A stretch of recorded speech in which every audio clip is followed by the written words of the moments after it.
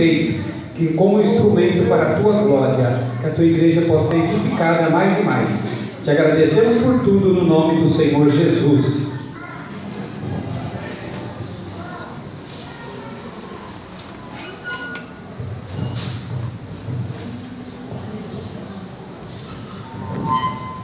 Quero cumprimentar a amada igreja com a santa e gloriosa paz do Senhor Jesus Cristo. A paz do Senhor. Para nós é uma satisfação podermos retornar a esta igreja e é uma alegria muito grande. Gostaria de aproveitar que a igreja está em pé e pedir que abra as suas Bíblias no Evangelho de Mateus. Mateus, capítulo de número 9. Nós vamos ler 4 versículos, versículos 35, 36 e 37.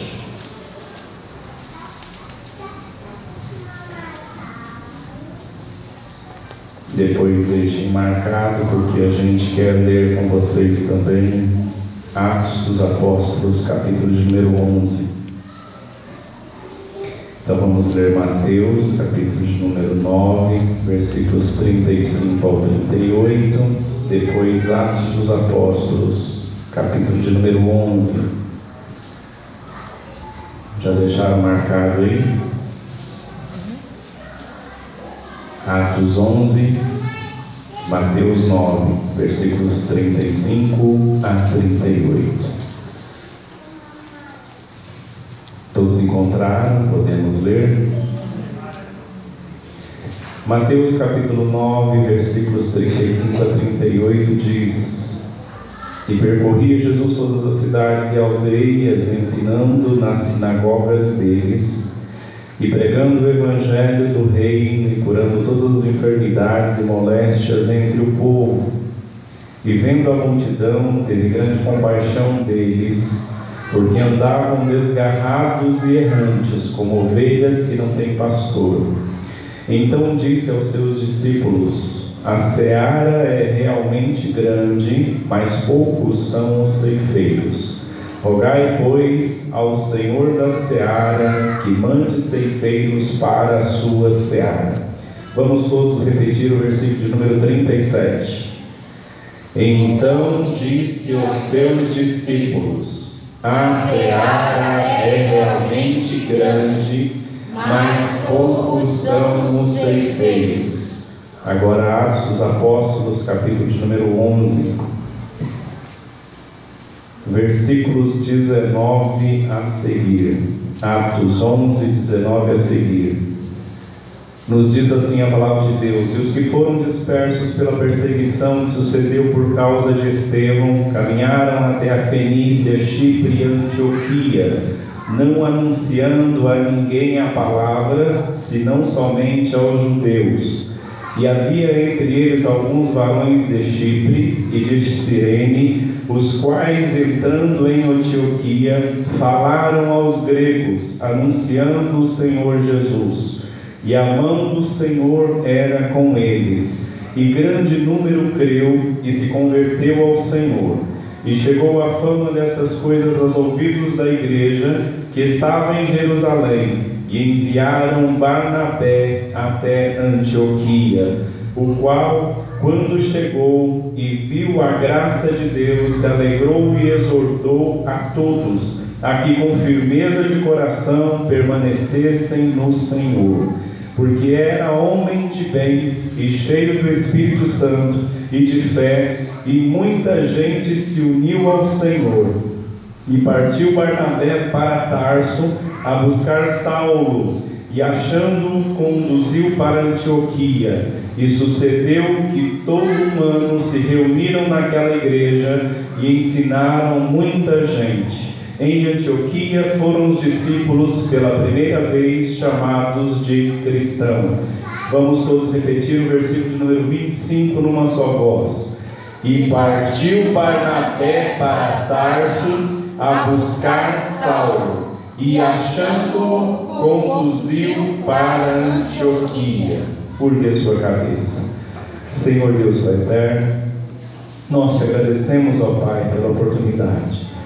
Senhor, que nós estejamos aqui colocados como ministros Teu, mas que nós sejamos esvaziados de nós mesmos, porque o povo é Teu, a igreja é Tua. O povo precisa, Pai, ser sustentado pelo alimento que vem do céu. Deus, anula neste momento o meu conhecimento, a minha sabedoria, mas que o Espírito Santo conceda através da minha vida sabedoria a este povo. Que eu seja, Pai, um canal de bênção para cada vida nesta noite. Que todos nós possamos sair daqui edificados na Tua presença, porque nós, de nós mesmos, nada temos a oferecer, mas é a Tua graça concedida a nós que atinge os corações, e os corações precisam ser alimentados. É o nosso pedido, em nome de Jesus. Amém. Podeis assentar.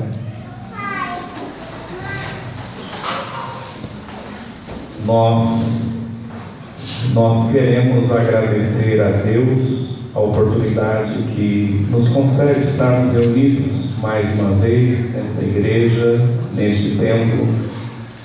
É uma satisfação muito grande, porque esta igreja ela tem um papel vital na nossa vida ministerial. Esta igreja nos deu a oportunidade de crescer ministerialmente, e eu não estou falando de cargos, eu estou falando de desenvolvimento pessoal como ministro do Evangelho.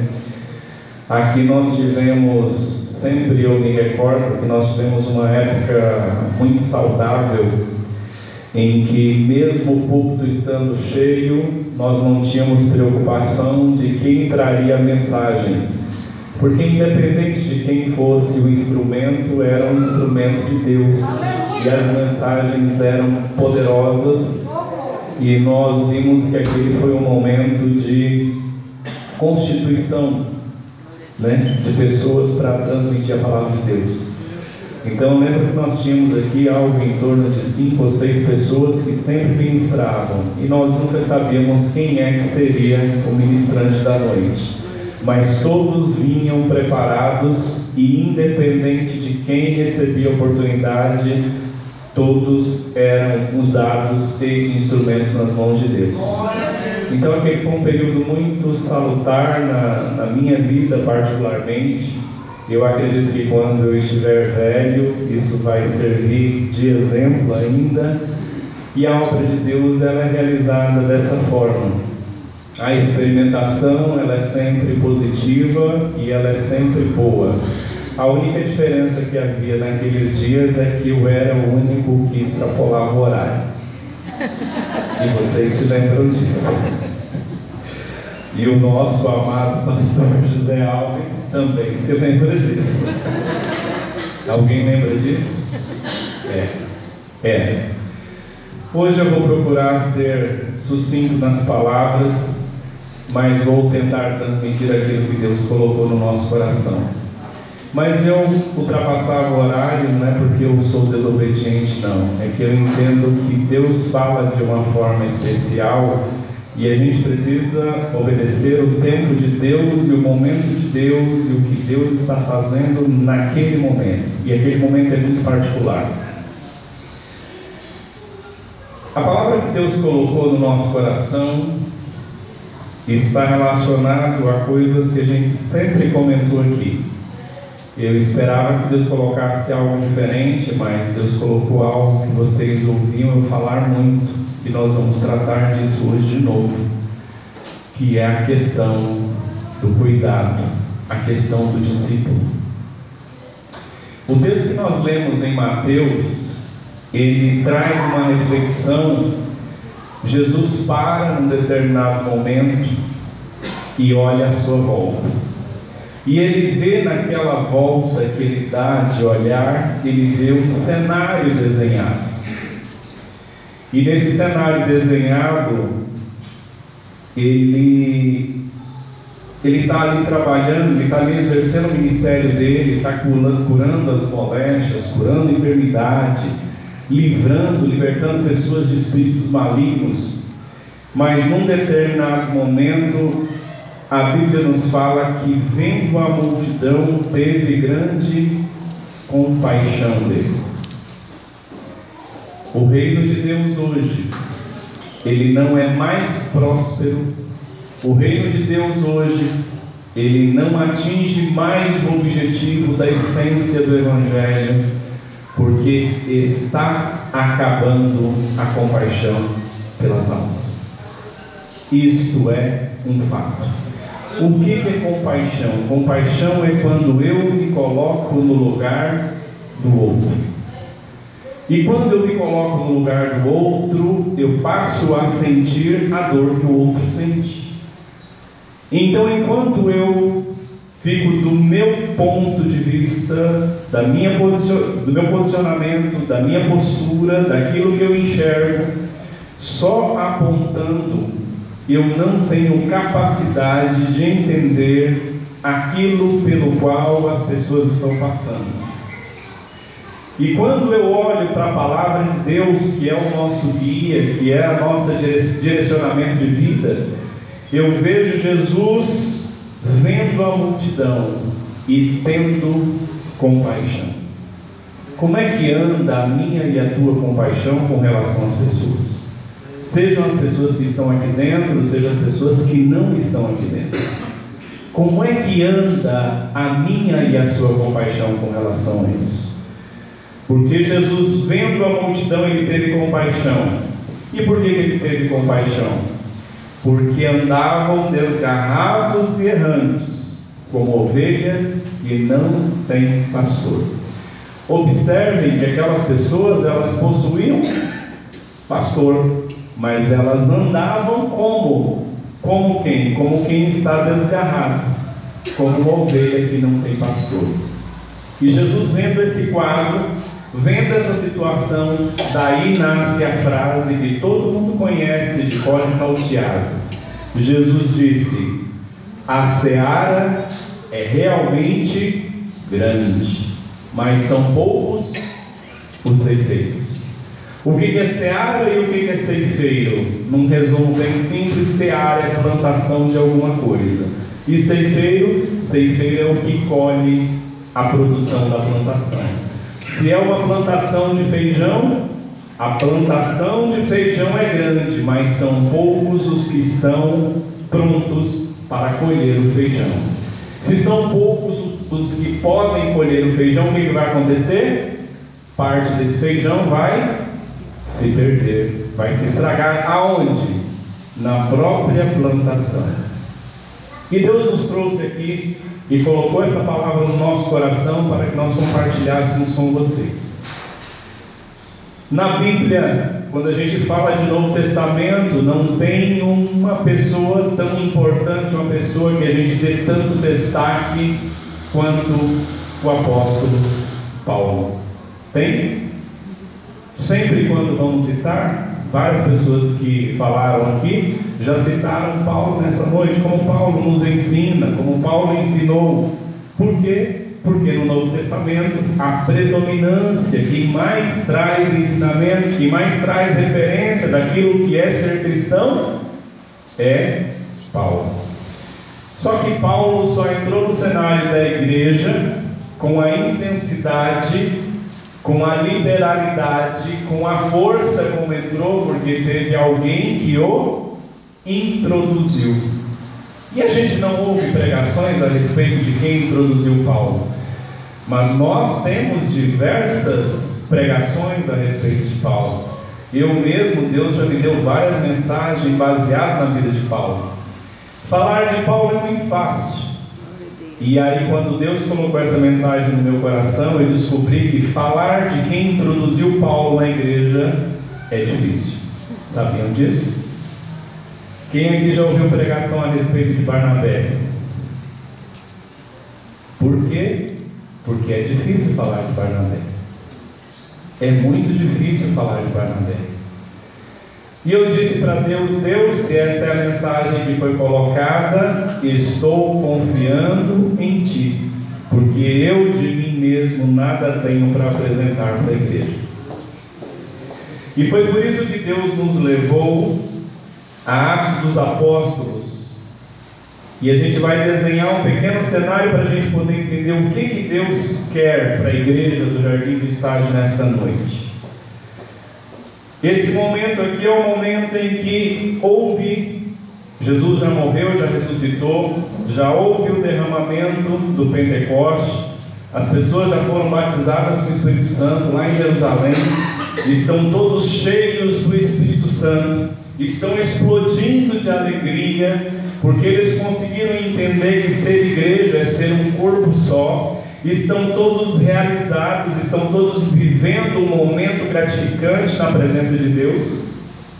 E aí vem o que sobre a igreja de Jerusalém? Vem uma perseguição. E é interessante que uma das pessoas que mais se atraíram para se tornar um perseguidor é justamente Paulo, que na época era chamado de Saulo. E por causa da perseguição, a igreja começa a fugir de Jerusalém. Não os apóstolos, mas os membros da igreja. Então eles começam a fugir. E na fuga deles de Jerusalém por todas as cidades onde eles passavam e encontravam um judeu, eles iam compartilhando, iam evangelizando. E com isso a igreja que nasce em Jerusalém e que ia ficar só em Jerusalém, agora por causa da perseguição, ela começa a crescer em outros lugares. Se vocês observarem a narrativa de Atos capítulo 11, fala a partir do versículo 19, que os que foram dispersos pela perseguição, que sucedeu por causa de Estevão, e Paulo estava na morte, no momento da morte de Estevão, caminharam até Fenícia, Chipre e Antioquia, não anunciando a ninguém a palavra, senão somente aos judeus. Havia entre eles alguns varões de Chipre e de Cirene, os quais, entrando em Antioquia, falaram aos gregos, anunciando o Senhor Jesus Cristo. E a mão do Senhor era com eles, e grande número creu e se converteu ao Senhor. Esta é a primeira narrativa de uma igreja formada em Cristo Jesus e que não era de judeus, era dos chamados gentios, eram aquelas pessoas que não faziam parte da nação judia. Então nós vemos que os primeiros a serem atingidos foram os gregos. E o versículo 21, ele chama-nos a atenção, porque ele fala que a mão do Senhor era com eles, e grande número creu e se converteu ao Senhor. Isso significa que agora, não só mais entre os judeus, mas como também no meio dos gentios, através dos gregos, o Evangelho chega. E aonde o Evangelho chega, chega algo gostoso. Aonde o Evangelho de Cristo chega, chega algo prazeroso. E as pessoas estão ali sentindo o prazer, sendo batizadas com o Espírito Santo, recebendo uma nova forma de vida, recebendo um novo direcionamento. E elas começam a sentir um prazer, esse prazer é extraordinário, esse prazer é tão forte, é uma coisa tão grande, tão especial, que aquilo gera fama. E a fama desta igreja, uma igreja de gentios e não de judeus, percorre cidades e chega aonde? Em Jerusalém. A fama daquela igreja chega na sua origem. E a palavra de Deus nos diz no versículo 22 que chegou a fama destas coisas aos ouvidos da igreja que estava em Jerusalém, e enviaram Barnabé até Antioquia. A fama chega até Jerusalém, o concílio de Jerusalém envia um dos deles para ver o que está acontecendo e ver o andamento dessa obra em Antioquia. Quem era essa pessoa? Barnabé. Como vocês sabem, eu gosto muito do significado dos nomes. E Barnabé, pelos dicionários, significa filho do profeta. mas de acordo com Atos dos Apóstolos, capítulo 4, finalzinho, último versículo, vai nos dizer que Barnabé, que traduzido é filho da consolação. E o que consolação tem a ver com toda essa história? A igreja de Cristo na face da terra, ela vive e prospera e desenvolve porque ela possui consolo. Glória a Deus. Por que consolo? Porque consolo me traz tranquilidade. Por que consolo? Porque consolo me traz esperança. Por que consolo? Consolo me traz expectativa. O consolo me traz calmaria. E a falta de consolo? A falta de consolo me traz desespero. A falta de consolo me traz inquietação. A falta de consolo me traz incômodo. Mas o consolo me traz paz. Pode estar acontecendo a maior guerra, eu tenho paz na minha vida, porque eu tenho o Consolador. Pode estar acontecendo o maior rebuliço, estou em tranquilidade, porque o Espírito Santo me tranquiliza, me consola.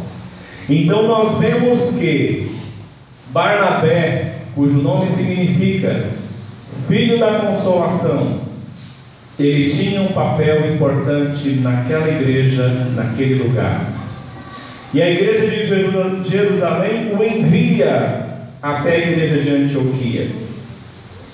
E quando ele chega em Antioquia, versículo 23 de Atos 11, o qual, quando chegou e viu a graça de Deus, se alegrou e exortou a todos que com firmeza de coração permanecessem no Senhor.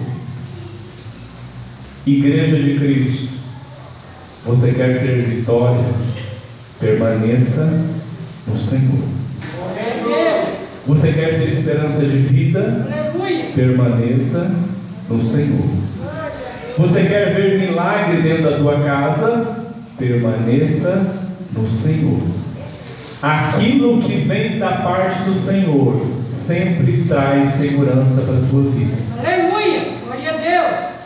E a grande exortação de Barnabé para com aquela igreja que estava viva, que estava em movimento, que estava com o sintoma do primeiro amor, de acabar de converter-se, a exortação forte que ele traz para aquela igreja era: permaneça no Senhor. Veio dificuldade na sua vida? Não importa, permaneça no Senhor. Veio luta e peleja? Não se importe, permaneça no Senhor. Veio luto até a tua casa? Não se fique sem tranquilidade, permaneça no Senhor, porque é permanecendo no Senhor que nós obtemos força, é permanecendo no Senhor que a nossa caminhada é sempre um passo seguro, é permanecendo no Senhor que nós chegaremos ao céu, e o nosso endereço é o céu.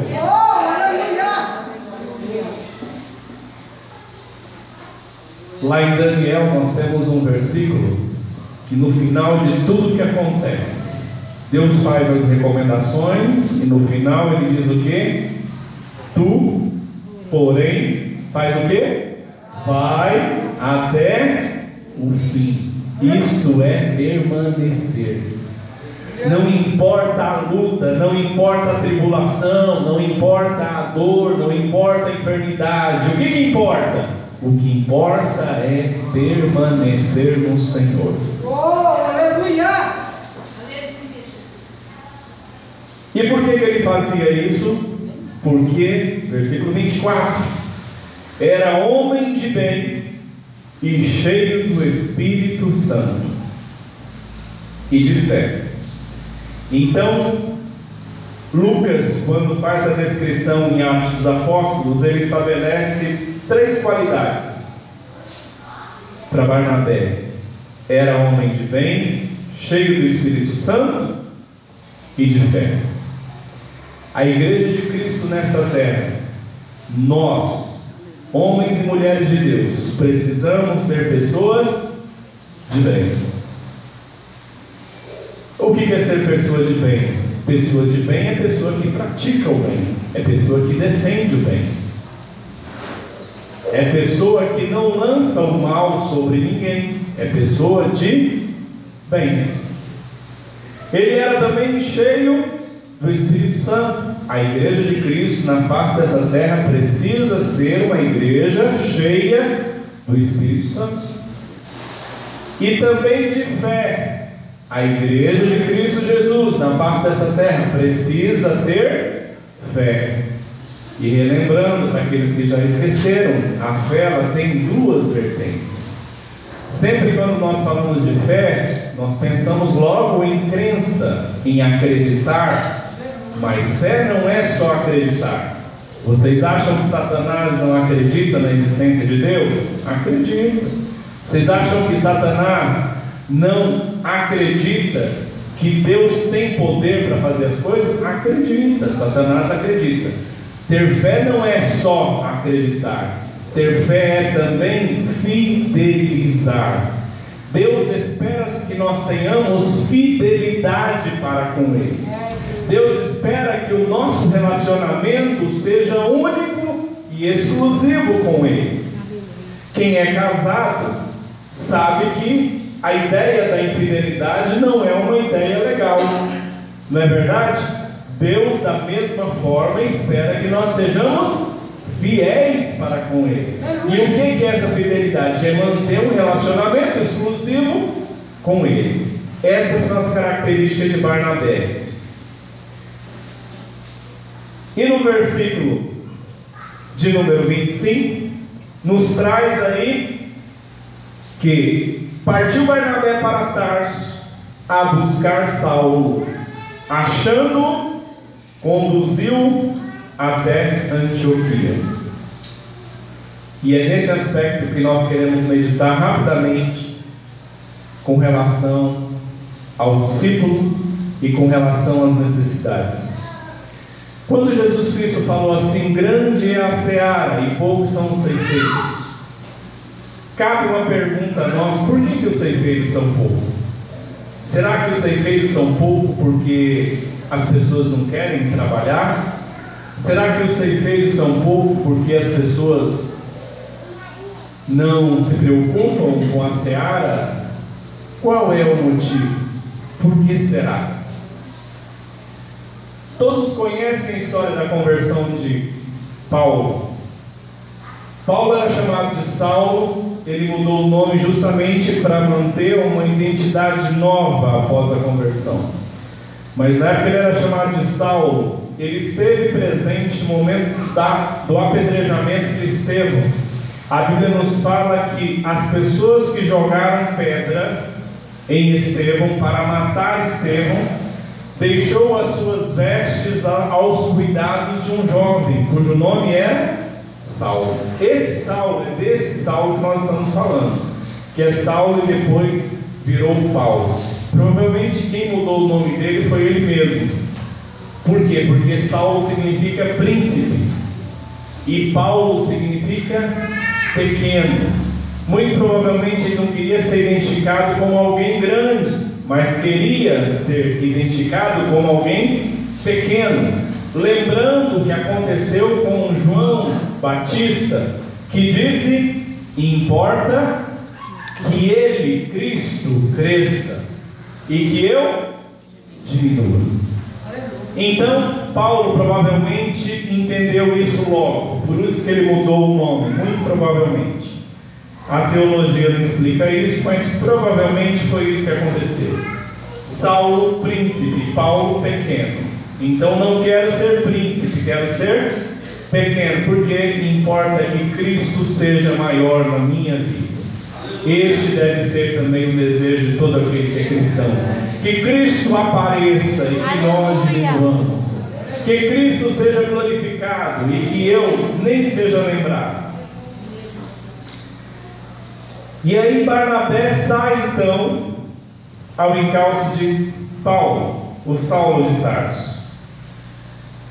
Paulo era um perseguidor da igreja, E ele tinha um dinamismo, uma força, uma disposição muito grande para perseguir os cristãos. E o que ele faz? Ele vai até os principais dos judeus e obtém uma autorização. Observem como ele era legalista. Ele obtém uma autorização por escrito, para que pudessem ir em outras cidades e com essa carta trazer preso para Jerusalém judeus que tinham se convertido a Cristo Jesus. E essa perseguição que ele começa. Na saída dele de Jerusalém, no caminho indo para Damasco, já mais próximo provavelmente de Damasco do que de Jerusalém, o que acontece com Paulo? Ele literalmente cai do cavalo. Literalmente caiu do cavalo. E por que ele caiu do cavalo?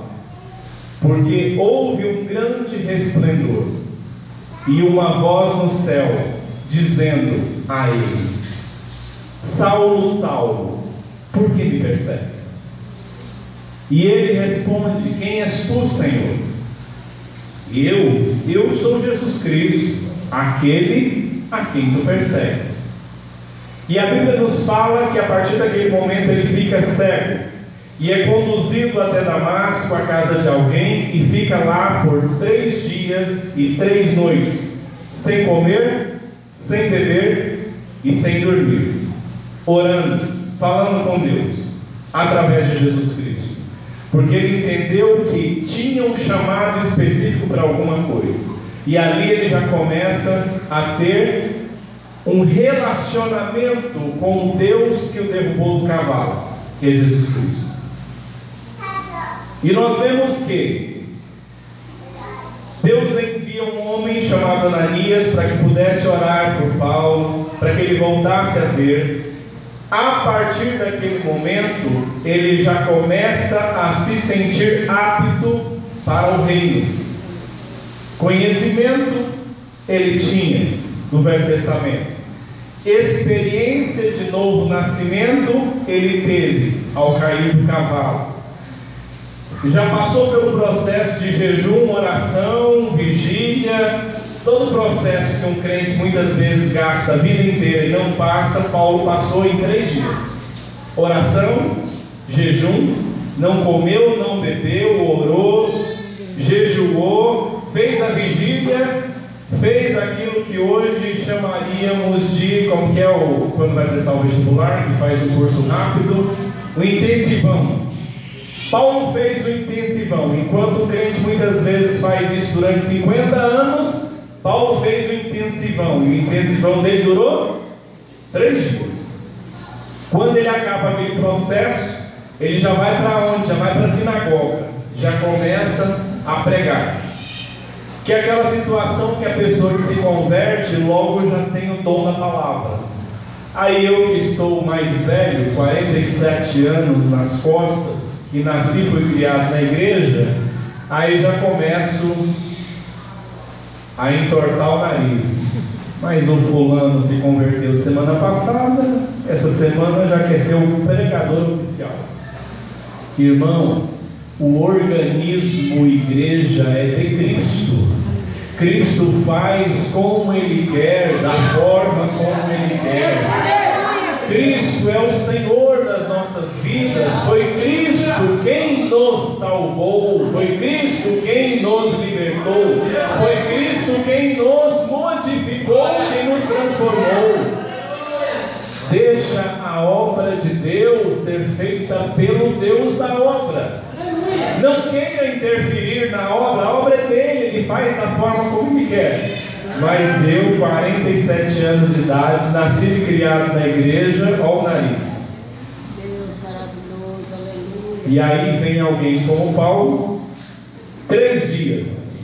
Aqueles pregadores bem pentecostais diriam assim, um intensivão de Jeová. Não é assim que o pregador bem pentecostal fala? Um intensivão de Jeová, 3 dias. E em 3 dias Paulo está apto para pregar, apto para ensinar, apto para fazer e acontecer. Para quê? Para a glória de Deus. Não é para a glória dele, é para a glória de Deus. Porque a glória é de Deus. Quem faz a obra? O homem que está na dispensação, mas a glória é de Deus. A glória sempre é de Deus. E ele faz aquele intensivão estar.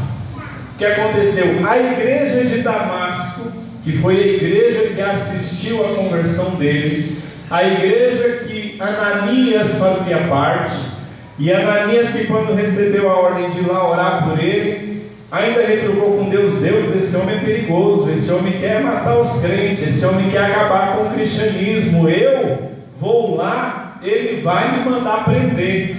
Não, pode ir, Ananias, pode ir, porque este é meu escolhido para levar a palavra a reis, a príncipes, a pessoas especiais.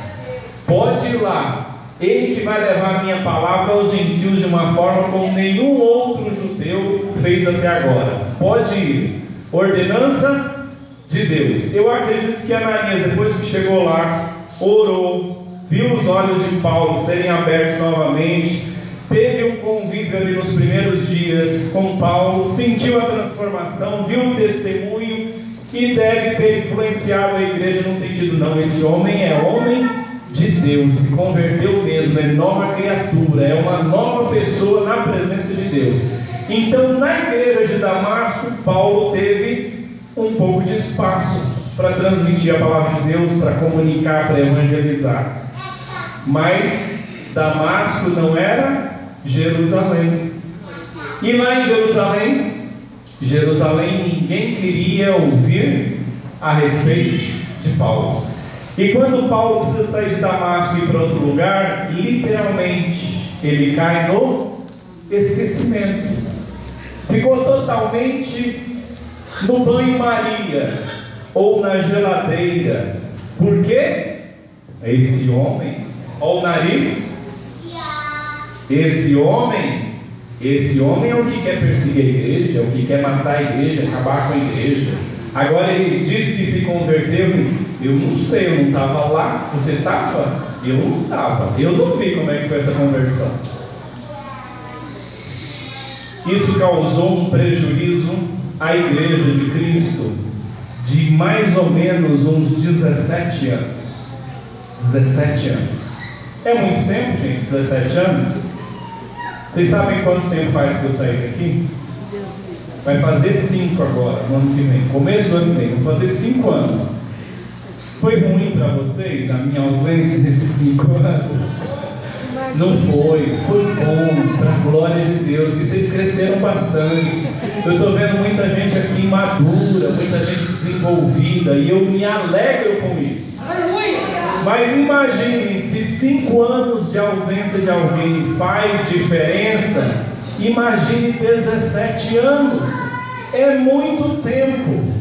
Paulo ficou escondido, perdido, sem poder fazer aquilo que ele foi chamado para fazer, por causa da igreja. E o que Jesus tinha falado lá em Mateus? A seara é grande. A seara é grande. E poucos são os ceifeiros. E aí Deus salva um homem chamado Paulo, e ele fica 17 anos no congelador. 17 anos na linguagem da Assembleia Antiga. 17 anos de banco. 17 anos de banco, sendo assistido, sendo experimentado, né? Sendo observado. Será que esse é o homem de Deus? Será que esse é o homem que Deus vai fazer a obra? E para que a gente está falando isso? A palavra que Deus colocou no nosso coração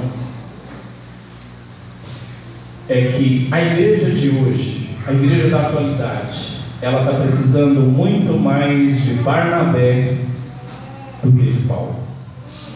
Sabe por quê? Todo mundo quer ser Paulo na igreja hoje. Todo mundo quer ser Paulo. Por quê? Porque Paulo teve destaque histórico. Então todo mundo quer ser Paulo, mas ninguém quer ser Barnabé. Sabe o que significa ser Barnabé, igreja? Ser Barnabé significa ir atrás de quem está no congelador. Ser Barnabé significa orar e ir buscar quem pode fazer a obra hoje e que não está fazendo a obra hoje. Ser Barnabé significa descer do pedestal e ir buscar quem faz a obra. Você não precisa ser Paulo, às vezes o seu chamado é para ser Barnabé. E o que é ser Barnabé? Ser Barnabé é ser filho da consolação. Existem muitas pessoas que precisam de consolo.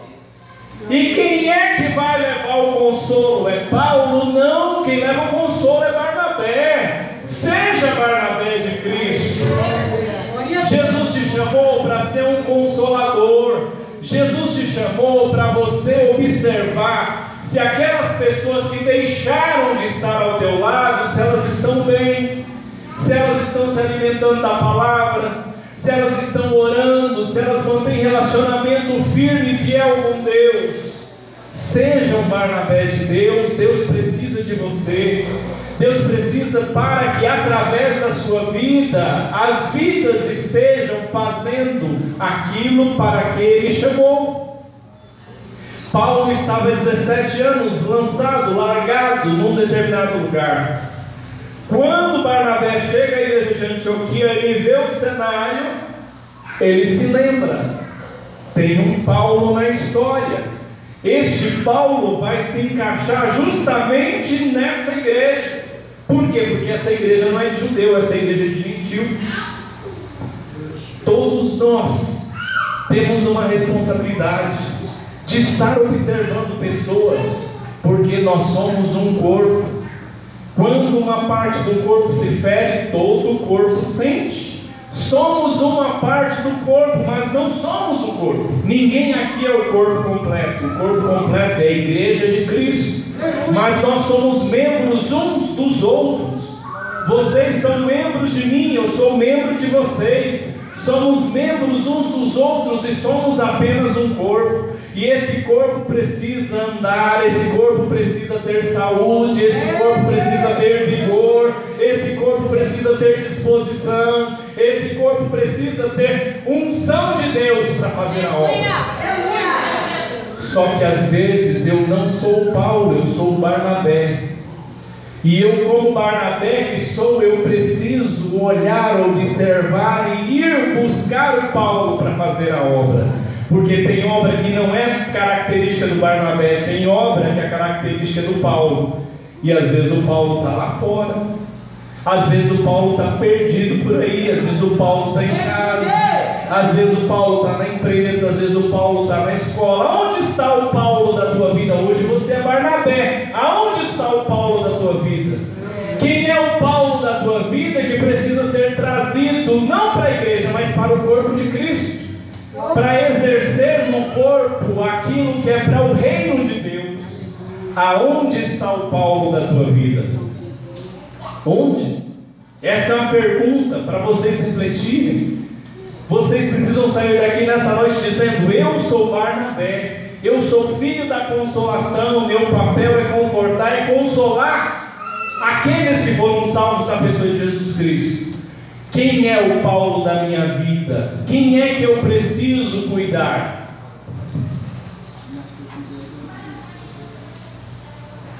E aí o versículo de número 26 de Atos capítulo 11: sucedeu que todo um ano se reuniram naquela igreja e ensinaram muita gente. Em Antioquia foram os discípulos pela primeira vez chamados cristãos. A tua atitude, o teu posicionamento muda a história e grava. Entenda isso. Às vezes na nossa vida nós temos uma ou duas chances para fazer determinadas coisas. Se esta uma ou duas chances passarem, pode ser que nunca mais nós as façamos. Deus nos trouxe aqui nesta noite para dizer para esta igreja, a quem nós amamos muito profundamente, Igreja do Jardim do Estádio, Igreja de Cristo: você hoje é Barnabé. você precisa, com urgência, descobrir quem é o Paulo da sua vida. E quando Deus colocou essa palavra no meu coração, eu cheguei aqui hoje, eu senti falta de vários rostos. E eu amo quando Deus faz isso comigo, porque Ele me dá palavras que eu não sei porquê, mas Ele sabe, porque a obra é dele. E eu cheguei aqui nesta noite, eu senti falta de vários rostos aqui, porque a tendência da igreja é sempre crescer. Eu vi vários rostos diferentes, mas senti falta de vários rostos, e eu não sei por onde andam estes rostos, mas pode ser que um destes rostos que eu estou sentindo falta é o Paulo da tua vida, Barnabé. Vai atrás dele, vai atrás dele. Ele tem uma obra para realizar. Vai atrás dele, vai atrás dele, vai atrás dele. Ele tem uma obra para realizar. Vai atrás dele. Não espere passar 17 anos. Não espere passar o tempo. Vai atrás dele. O que Deus diz para você nesta noite é: vai atrás dele. Vai atrás dele. Em nome de Jesus. Vai atrás dele. Seja ele, seja ela, você entendeu? Vai atrás. Vai atrás. Não deixa a oportunidade passar. Deus sabe, eu não sei, eu não preciso saber, eu sou apenas um membro do corpo. Deus sabe, eu não preciso saber, mas grave essa mensagem: vai atrás dele. Você é o Barnabé, vai atrás dele, vai atrás dele. A obra precisa dele, a obra precisa dela. Vai atrás. Não deixe passar 17 anos. Não viva com essa lacuna. Essa lacuna não é necessária. Vai atrás dele. Porque poucos são os ceifeiros. A seara é grande. Poucos são os ceifeiros. Uma curiosidade última a respeito de Barnabé. Vocês sabem como termina a história de Barnabé? Sabem? Se eu perguntasse, vocês sabem como termina a história de Paulo? Todo mundo sabe. Se não sabe como Paulo morreu, pelo menos sabe que combatiu com combate, acabei a carreira e guardei a fé. Desde agora, a coroa da justiça me está preparada, não somente a mim, mas a todos quantos amarem a vida do Senhor. Isso todo mundo sabe. Como termina Barnabé? Alguém sabe? Eu também não. Ninguém sabe como terminou Barnabé. Mas sabe o que Barnabé fez de melhor para a igreja? Foi ir atrás de Paulo. Que Deus abençoe a igreja em nome de Jesus.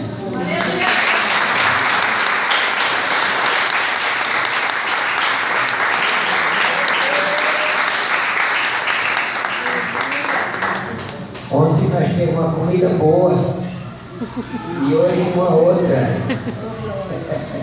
A de hoje deu para nós chegar a 40 dias, né? Mas 40 a 80 dias. Mas não é para ficar parado. É só para cada dia se alimentar melhor. Amados, amanhã temos orações. Quarta-feira, grande culto de adoração. Ai, Jesus, que bem. Sábado, Santa